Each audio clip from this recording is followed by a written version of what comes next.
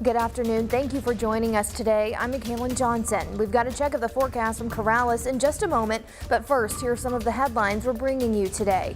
We're checking in on the war front in Ukraine, the European Union making a big announcement overnight. We'll tell you how they stopped billions in funding from getting to Russian military forces. And the funerals for the children killed in last week's shooting in Uvalde will begin today. The arrangements and how the community is managing grief.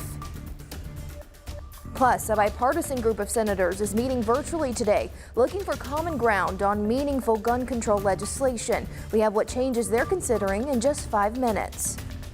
But first, meteorologist Corrales Ortiz joins us this afternoon with a check of the forecast. Good morning. Well, good afternoon, actually.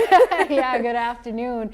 It's another warm one today. We've been dealing with a nice stretch of weather these last several days. Today is no exception, but definitely feeling toasty out there. Let's take a look at those current temperatures. We're already sitting at 85 degrees, and we have plenty of afternoon to go. This is actually our average high for the day, so it's a good indication of how hot it's going to get as we continue on. On top of that, it's a little bit muggy with those dew points sitting in the low 70s, so it does feel a little bit sticky out there.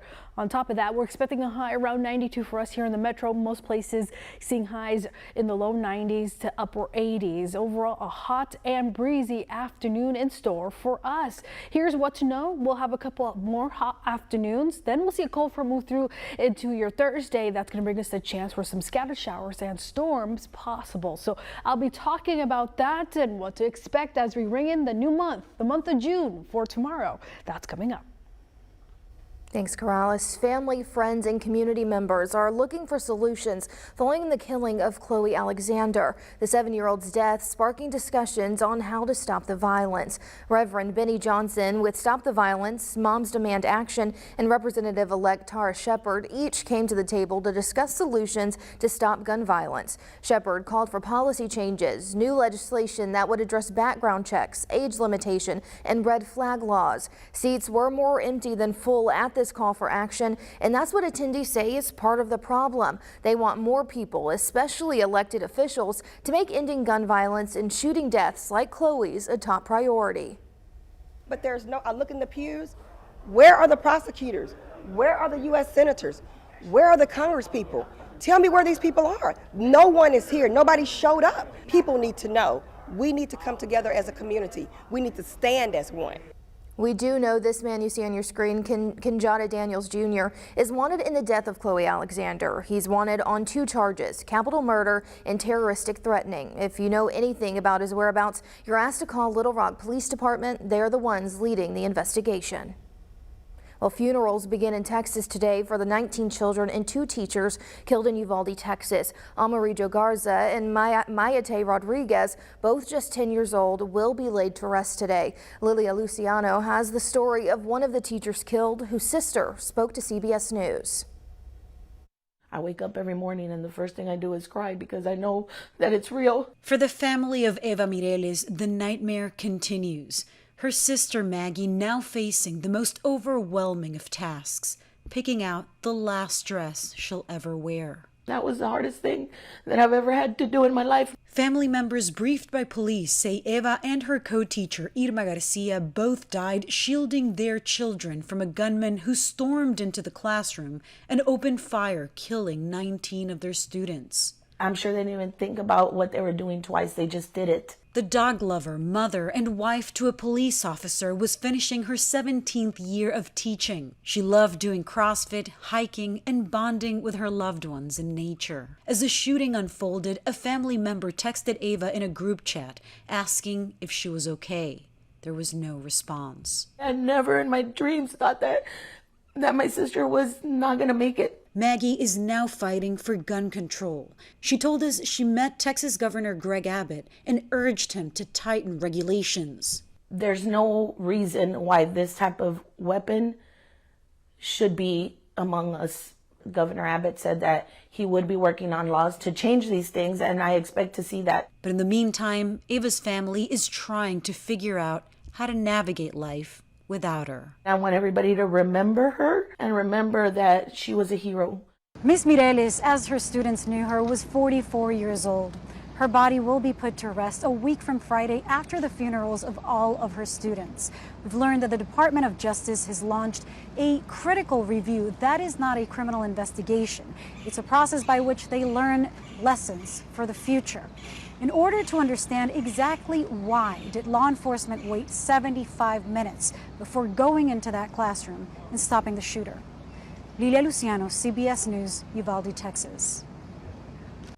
A group of bipartisan senators is working behind the scenes to find common ground on new gun control legislation. Republican Senator John Cornyn and Democratic Senator Chris Murphy are meeting virtually today, hoping to agree on a basic framework on gun reform proposals. The two sides are expected to talk about a few things. First, closing loopholes on background checks, and second, a red flag law that would allow judges to take away guns from people considered to be at risk.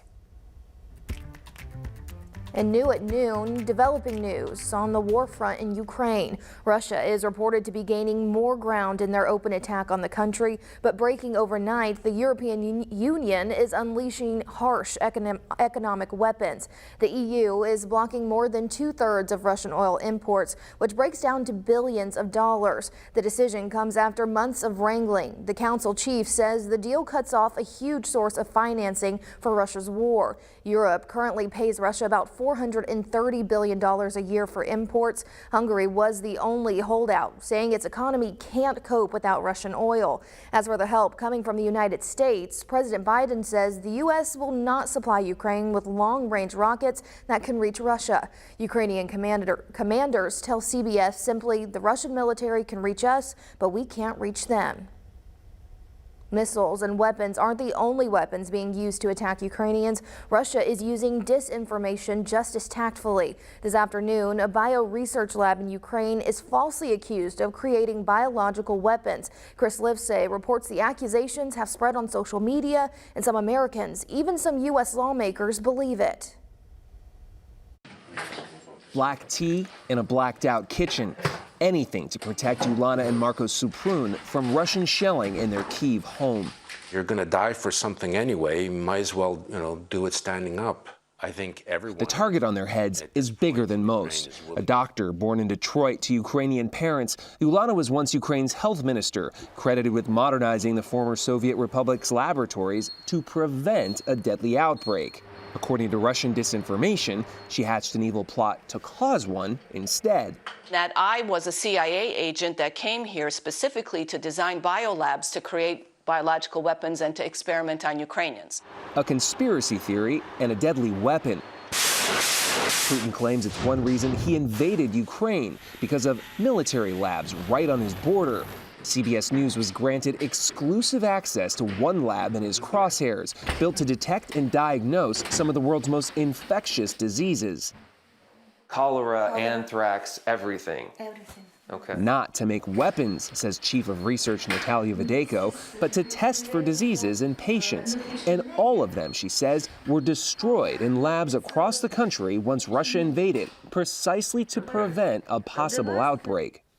So you put the pathogens in here. Yes, this special program. And it destroys them. Yes, it makes them so that they can't hurt anybody. Yes, of course. But that hasn't stopped Moscow's attacks on Ulana and Marco, with online posts accusing them of having Nazi links. So my initial reaction was, holy crap, like they're coming after us. And not only on social media, at defense briefings too. The Pentagon warns Russian forces could be laying the ground for a false flag attack using biological weapons of their own, but blaming it on Ukraine. The disinformation is causing people to die. It's not just disinformation. It actually has real life consequences. You're aware of the fear, right? You hold hugs a little longer. You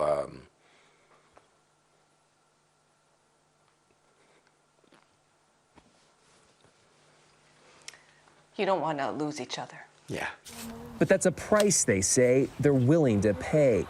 Like so many victims in this war of information. And like Ulana Suprun said, disinformation can be deadly. The Kremlin now asserts it's just found American training materials in Ukrainian labs on how to weaponize smallpox, a baseless claim that Russia says justifies this bloody invasion. Chris Livesay, CBS News, New York.